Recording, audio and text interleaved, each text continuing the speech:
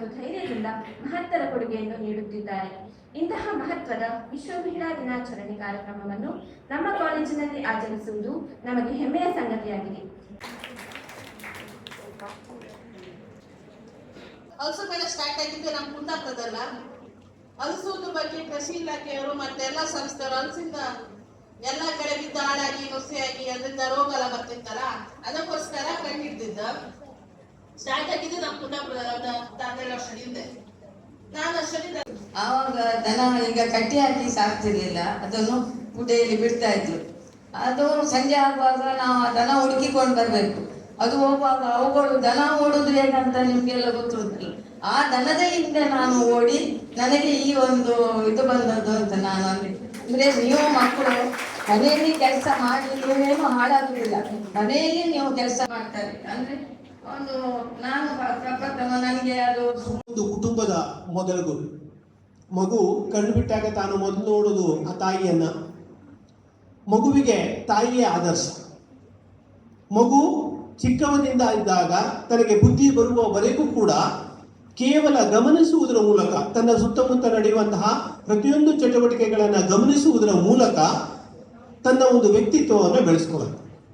ಆದ್ದರಿಂದ ಆ ತಾಯಿ ತನ್ನ ಮಗುವಿನ ಕುರಿತಾಗಿ ಕೇವಲ ಅವಳ ಲಾಲನೆ ಪಾಲನೆಯನ್ನು ಮಾತ್ರ ಮಾಡೋದಲ್ಲ, ತನ್ನ ಮಗುವಿಗೆ ಏನು ಬೇಕು, ಯಾವ ರೀತಿಯಲ್ಲಿ ನನ್ನ ಮಗುವನ್ನು ನಾನು ಬೆಳೆಸಿದ್ರೆ ನಾಳೆ ಆ ಮಗುನ ಈ ಒಂದು ಸಮಾಜಕ್ಕೆ ಆಸ್ತಿ ಆಗತ್ತೆ ಅನ್ನೋದನ್ನ ಆ ಮಗು ಹುಟ್ಟಿದ ದಿನದಿಂದ ಗಮನಿಸ್ಕೊಂಡು ಬರ್ತಾಳೆ. ಬಹುಶಃ ನಮ್ಮ ಅರುಣಕಲಾ ಮೇಡಮ್ ಅವ್ರನ್ನ ನೋಡಿದಾಗ ಇವರು ಕೂಡ ಅಥ್ಲೇಟ್ ಅನ್ನುವಂತಹ ಒಂದು ಭಾವನೆ ನಮ್ಮ ವಿದ್ಯಾರ್ಥಿನಿಯರಿಗೂ ಕೂಡ ಬಂದಿರಬಹುದು. ಇವರು ಏನು ಓಡಬಹುದು, ಎಷ್ಟು ದೂರ ಓಡಬಹುದು, ನನ್ನಷ್ಟು ಓಡಬಹುದಾ ಅಂತ. ಬಟ್ ಅವರು 21 ಕಿಲೋಮೀಟರ್ ಮ್ಯಾರಥಾನ್ ಓಡ್ತಾನೆ ಅಂತ ಹೇಳಿದ್ರೆ ಬಹುಶಃ ನಾವು ಇಮ್ಯಾಜಿನ್ ಮಾಡ್ಕೊಳ್ಳಿಕ್ಕೂ ಸಾಧ್ಯ ಇಲ್ಲ. ಮತ್ತೆ ಈ ಸಾಧನೆಯನ್ನು ಅವರು ಶುರು ಮಾಡಿದ್ದು 50 ವರ್ಷಗಳ ನಂತರ. ಅಂದ್ರೆ ಅವರ ಮನಸ್ಸಿನಲ್ಲಿ ಅಥವಾ ಮನಸ್ಸಿನ ಯಾವುದೋ ಒಂದು ಮೂಲೆಯಲ್ಲಿ ನಾನು ಕೂಡ ಒಬ್ಬ ಸಾಧಕಿ ಆಗ್ಬೇಕು, ನನ್ನಲ್ಲಿಯೂ ಕೂಡ ಸಾಧಿಸುವ ಛಲ ಇದೆ ಅನ್ನೋದನ್ನು ಅವರು ಗುರುತಿಸ್ಕೊಂಡ್ರು.